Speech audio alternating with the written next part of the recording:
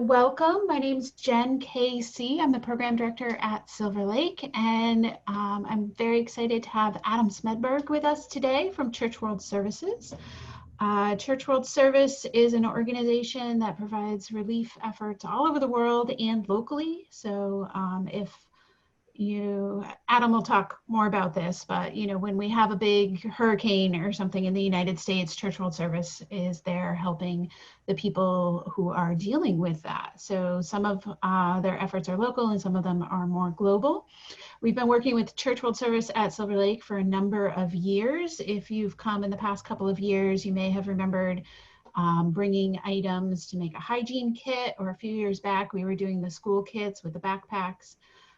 So we've been working with them for a long time.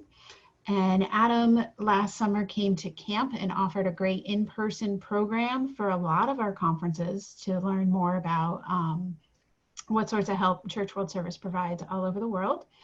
So we're really excited to have him today to offer a virtual program so that we can learn more about what Church World Service is doing and how we can help. So I'll turn it over to Adam. Thanks, Jen. Good morning, everyone. Sorry we can't all be together like we were last year, but I think it'll be a great way to kind of adapt with the current COVID situation that we are all in.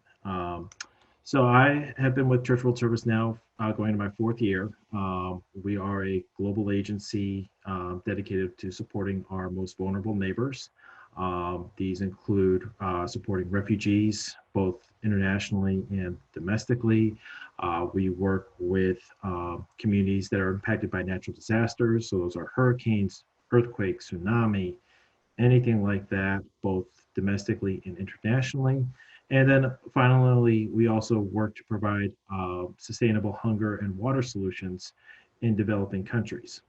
And so my presentation today is a little bit different than what I've done in the past. Our presentation today is going to kind of talk with you guys a little bit about the work that we are doing and how we've adapted our work to the current situation with the COVID-19, what we're doing to support communities here in the US, but also communities all over the country, and how they have been impacted by COVID-19. I know we've all looked at COVID-19 as something that's impacted our lives, but this will give you an idea of kind of the international impact that it has had as well.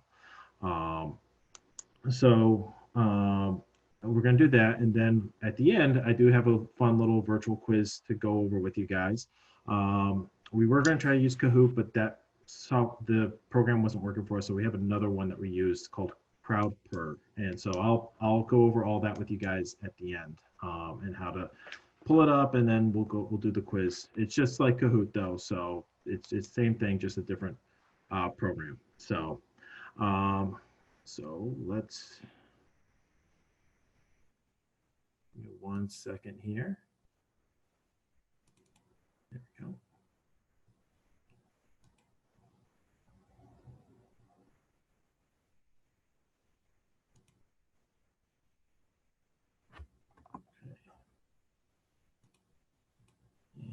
Share screen. All right, you guys all see my screen? All right. So, first thing I want to talk with you guys about is we put together this video series. These videos were designed to teach individuals who speak different languages how to best deal with the COVID-19 situation. This teaches people, the importance of washing their hands, wearing masks, staying 6 feet apart with social distancing. And these are really geared towards teaching refugees how to handle this situation. But then the other thing is all of these people that you see speaking were all refugees at one point themselves. And now they are working on the front lines to support others. And we not only created these videos in languages like English, Spanish, and French, but we're also created these videos in languages like Farsi, Somali, Swahili, Rohingya, Nepalese, Burmese, and Arabic. And each video lasts about 3 to 10 minutes. And again, it's to educate refugees who may not understand or may not know about social distancing rules, the importance of washing, everything that we've kind of heard time and time again since this pandemic started back in March here in the US. They are really taking this opportunity to teach folks now. So this is one of the big things we're doing. These are up on our YouTube page. So if you're ever interested in learning how to speak Swahili or some of these other languages, this would be a great way to start learning. All right, so this is Lorene. And Lorene is a refugee from Yemen, which is in the Middle East. Her and her 3 kids are refugees in Egypt. And her children are 6, 7, and 11. And 2 of her children are actually on the autism spectrum. And, you know, they were struggling when everything shut down. Her children lost their support program that they were going to for school and for autism support. She lost her job. She was learning how to improve her sewing and tailoring skills. And so they lost their money and they're barely able to pull together the financial resources for essential living. She started reaching out to area refugee support programs. CWS's partner in Cairo is St. Andrews Refugee Services, or it's called STARS.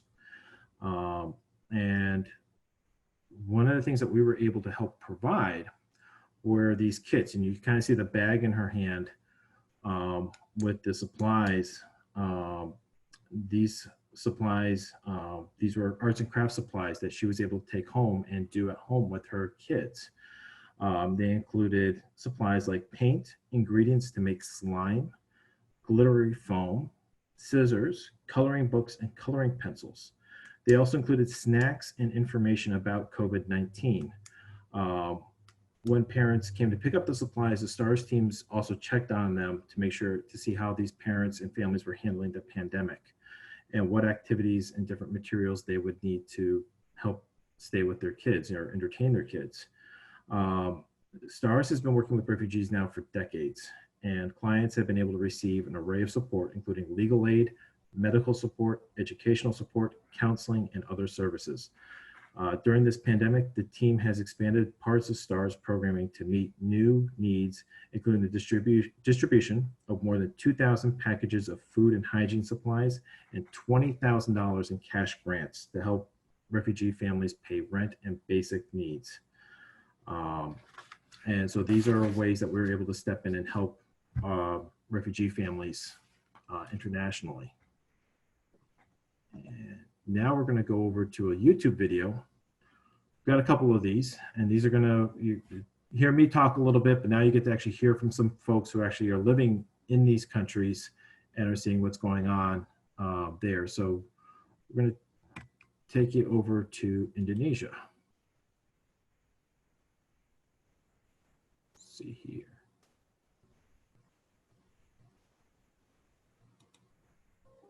Hello everyone, greetings from Indonesia. I hope you and your loved ones are safe and healthy during these difficult times. My name is Andi Juanda and I'm working with CWS in Indonesia as a program development manager. Just like any other countries in the world, Indonesia is in the middle of a fight against coronavirus. Indonesia's coronavirus cases continue to increase by the day. The country records more than 25,000 confirmed COVID-19 cases with 1,520 deaths. This situation has affected millions of people, especially poor families, farmers, and children across the province. There are people who are already in difficult situation even before the coronavirus, such as people in Central Sulawesi, who are still recovering from 7.4 magnitude earthquake, where more than 10,000 families still live in tents and other makeshift shelters, or people who are in the poorest district in West Timor, or unaccompanied refugee children in Jakarta. The coronavirus has multiplied the risk for these people. They are now at risk of being part of the COVID-19 statistic. They are at risk of losing their loved ones. They are at risk of falling further into poverty. The government of Indonesia and organizations like CWS are working hand in hand with these communities. CWS is building toilets, sustainable clean water source, and temporary shelter. CWS also facilitates livelihood training for women and provide them with materials so they can support their families' income. We provide farmers with training so they can farm using climate adaptive technique. We provide children with nutritious food source like chicken meat and eggs. And all of this could only happen because of your generous support. Some of you who are watching this have been supporting us for years, even decades. Some of you might have just started or thinking of supporting us because of this video. To all of you, thank you. Stay safe and healthy. We can go through all of this together.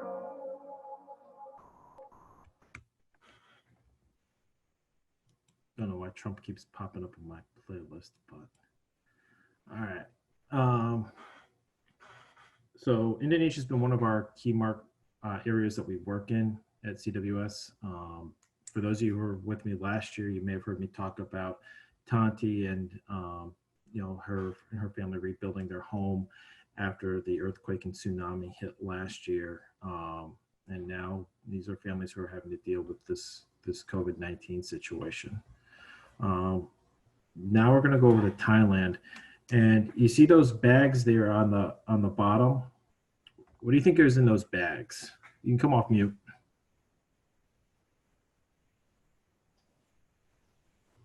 Anyone got any guesses what might be in those bags? They look like, you can put it in the chat if you don't want to talk. Paul is guessing food. I think that's a good guess. Yeah.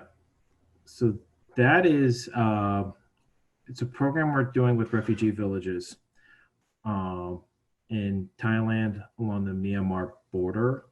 The food is actually for babies, for children between the ages of 6 months and 2 years, when nutrition is at its most needed for children to develop.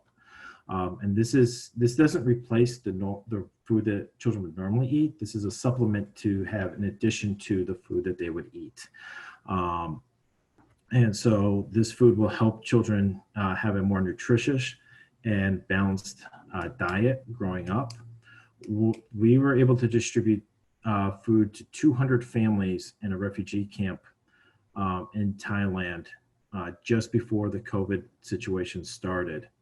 And once the COVID situation started, they started to lock down and put into a number of travel bans. But the organizations that we were able to work with down there, they were able to ensure that the food was able to continue to be distributed even during the travel bans. And so they were able to get into these villages and into these refugee camps and continue to distribute this food to these families, even during these travel lockdown and travel bans that were going on. Just to kind of put it in perspective, there's over 90,000 refugees along the border here in 9 different refugee camps. And so we're able to work with one of them to distribute this food so their children are able to live a healthier lifestyle as they get older. So, and we're trying to make sure that this COVID-19 situation doesn't prevent us from being able to do this work. All right, we'll jump to another video. Let's see here, I'll do that.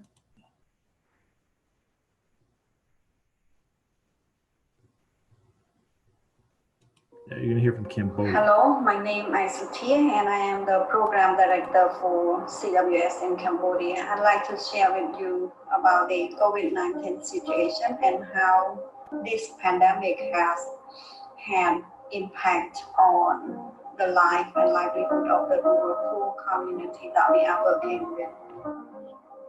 Many thousands of families in a very hard life So the drought situation has also put many thousands of the rural farmers in a very difficult situation. And also most of the family that we are working with is the wage laborer in Thailand and along the Cambodia-Thai border. So the travel restriction has made them lost the main source of income as they cannot travel to work. No one is hire them to work on their farm or plantation, so on. This is really hard for those wage laborers that we are working with. About COVID prevention by modifying our WASP awareness raising to add the information about COVID-19 safety behavior so that community can prevent themselves from this pandemic. So on behalf of the community that we have helped, we would like to say thank you to each and every one of you for all the support. Without your support, CWS in Cambodia would not be able to help them to have a better life and help them to transform. Thank you so much.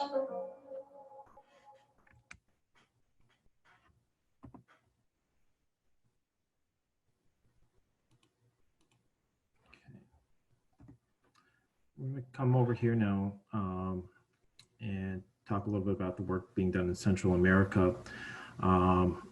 So last year, me and a group of staff had the opportunity to go down to the Texas-Mexico border to see the work that's being done to support refugees and asylum seekers looking to come here to the U.S. and escape the situations that they are living in.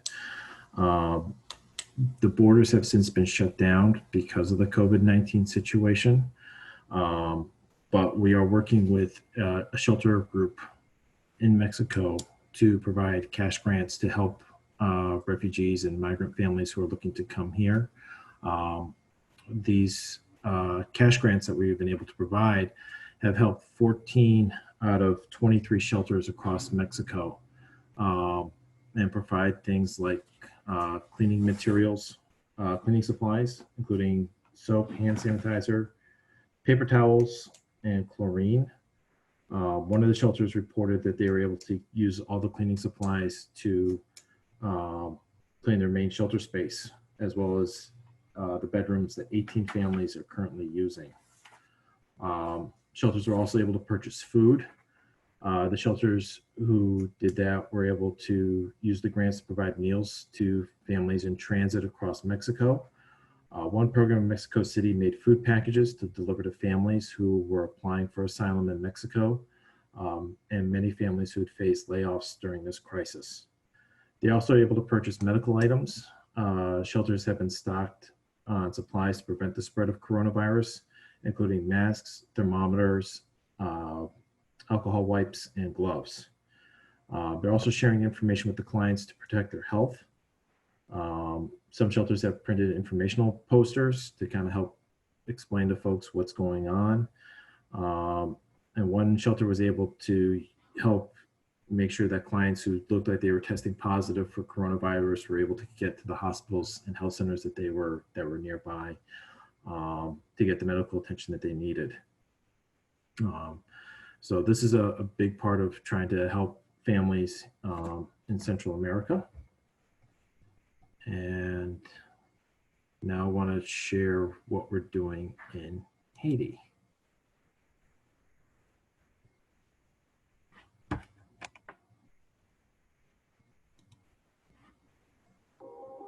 Hello, my name is Margaret de Grief, and I'm the country representative of Church World Service in Haiti.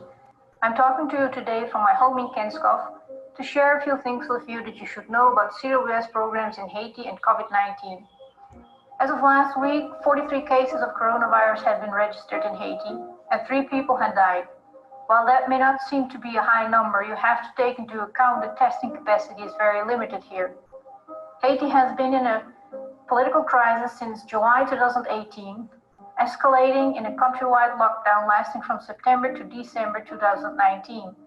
This means that many of the institutions that we usually take for granted are very weak here, including healthcare, education, food supplies, but even a government's capability to coordinate a response. CWS has ongoing programs to fight hunger in the northwest of Haiti. This is the department with highest food insecurity rates. And in fact, the northwest has been in a food crisis situation since October last year. Supplies are shrinking and prices keep increasing. And an already extremely difficult situation is only getting worse through COVID-19. People live by the day here, meaning that they have to go out every day to make some money and be able to put food on the table. Unemployment is increasing, and remittances that are usually received from families abroad are decreasing. We have two partners in the Northwest that have been working on our programs to help families improve their harvest and their ability to provide for a living through agriculture, animal breeding, and fishing. Right now, both partners are sharing information with their participants to prevent the spread of coronavirus. Using megaphones, they walk through the communities to help decrease misunderstanding and stigma surrounding coronavirus. However, it is difficult to tell people to wash their hands often if basic access to things such as soap and water is lacking. Today, and looking beyond the next few months, there are huge needs in the northwest of Haiti. We will continue to be there with our partners, working with families to overcome the hunger and poverty that are too widespread.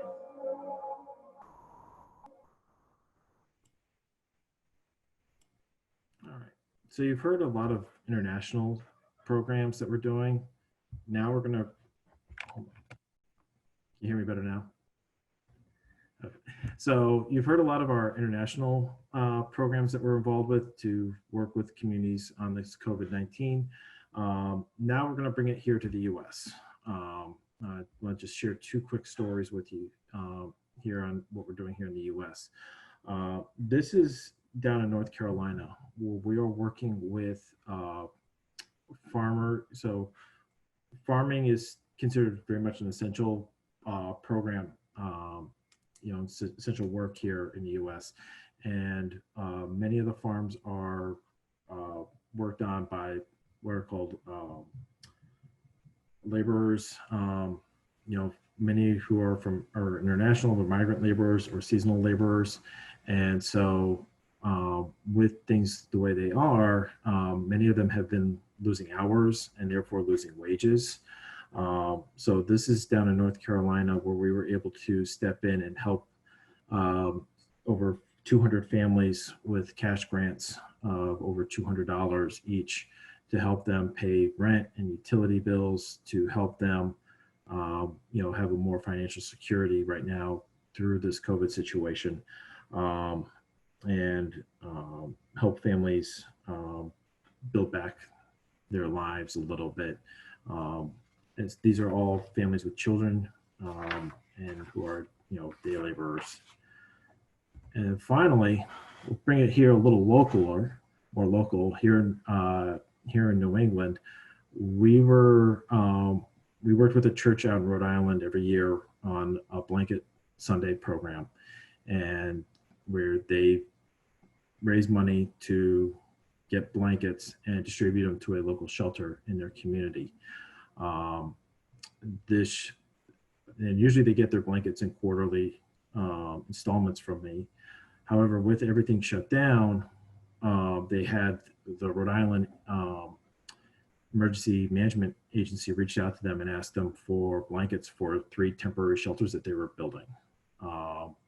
And so the pastor there reached out to me and said, Adam, do we have access to blankets? Because they're looking for them. And I told him, well, I still have the leftovers from the donation that we do every year. So we were able to send them 50 blankets for the temporary shelters that were going to help homeless individuals in Rhode Island have a temporary place to live during this pandemic.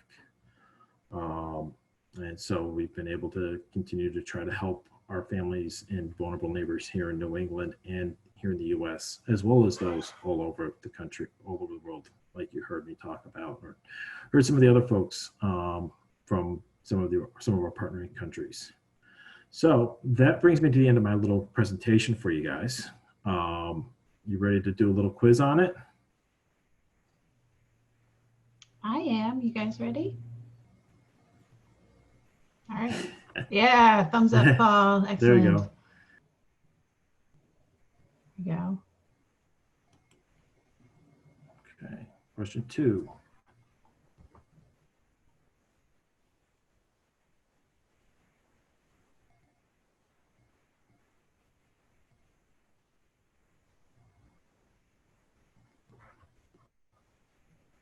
Whoops, I missed my time. I'm not fast enough.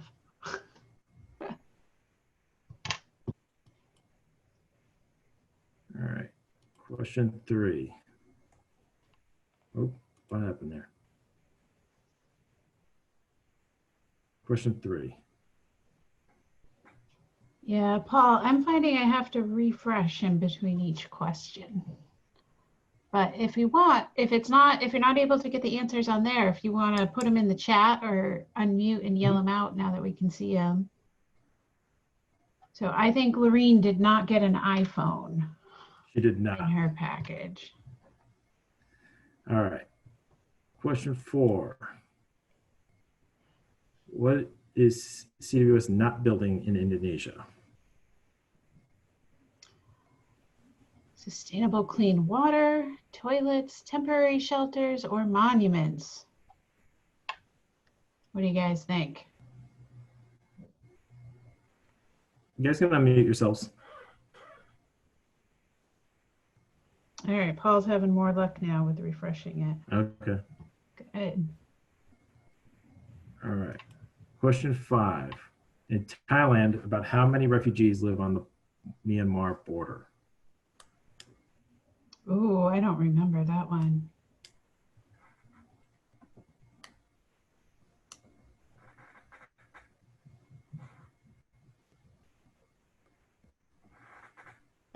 All right. Question 6.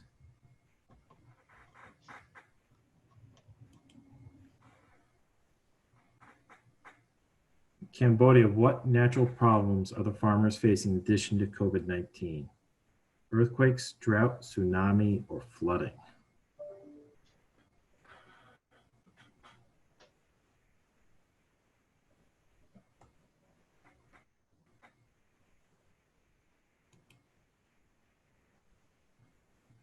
Shelters in Mexico utilized grant money provided by CWS to purchase medical supplies, cleaning supplies, food, or all of the above.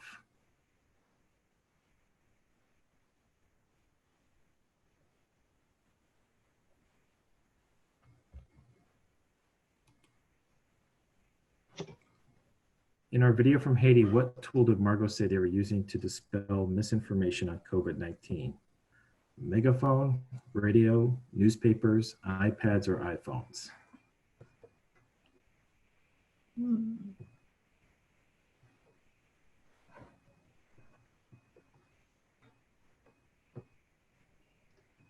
Yay, radio. Got it right.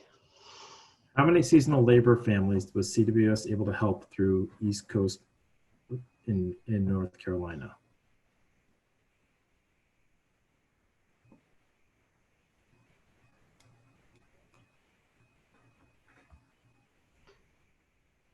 I got another right answer. Yay. Nice. What New England state did CWS send blankets to support their temporary shelters? Maine, Rhode Island, Vermont, or Massachusetts? Did you guys get that one? All right. Let's see. No, I went back. Hold on a second. Let's see. All right. So first question, which I think we probably our technical difficulty, kicked in on that one. So unfortunately, we're not cleaning the streets of Gotham City, but we are working to provide sustainable hunger and water solutions in developing countries. That's another superhero who's handling that. So I was going to say, you should definitely recruit Batman. What language was not included in the How to Protect Yourself from COVID-19 video series? German. Like I said, we could teach you Swahili and Farsi and all sorts of other languages if Yeah. you're interested. But not German, huh? No.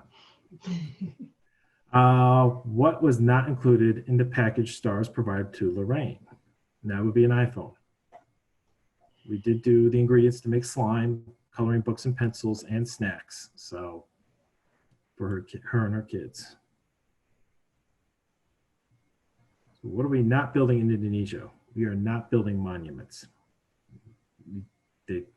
We'll work on some of the necessities first. In Thailand, how many refugees live on the Myanmar border? 90,000.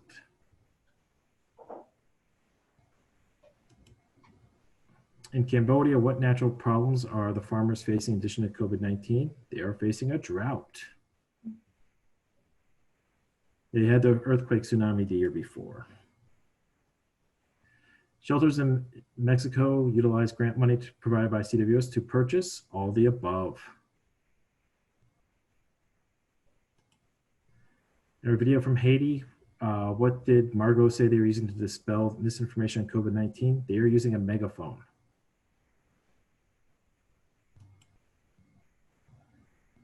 How many seasonal labor families was CWS able to help through in North Carolina? 75. What New England state do we send blankets to support temporary shelters? Rhode Island. So that was our little quiz we tied into it today. Good work, everyone. Thanks for Nice job, guys. working through that refreshing. It worked out. So any questions for me or any thoughts on the work that we do? You guys are welcome to unmute yourselves, but if you'd prefer to write in the chat, you can do that. One question I had, Adam, is that we saw that in Egypt, that mother was able to get a kit of school supplies, but a lot of the other places, it looked like more you were giving out, in a lot of other places you were giving out money. So is that because of the restrictions on moving people and supplies around that you're having to do more money rather than things? Yeah, it depends on the necessity. So because she was a mother with 3 young kids, it was, what does she need? You know, we were able to provide her a small cash grant to ensure that rent and things like that were handled. But then she was really looking for things to keep her children engaged, especially her children who were autistic. So it was really trying to find ways to adapt for her children and making sure that they have what they needed for what they were going through. And this program in Egypt that you saw her with her bag, I mean, there's a group of other mothers who also have children with autism. So those school supplies or art supplies went out to all of those families. Great. Any other questions from anyone else?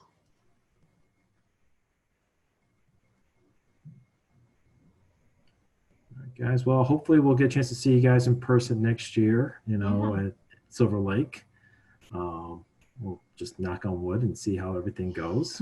But thank you guys for letting me talk with you for a little bit about the work we're doing. It was really appreciated. And thank you, Ms. Jennifer, for letting us come and speak today.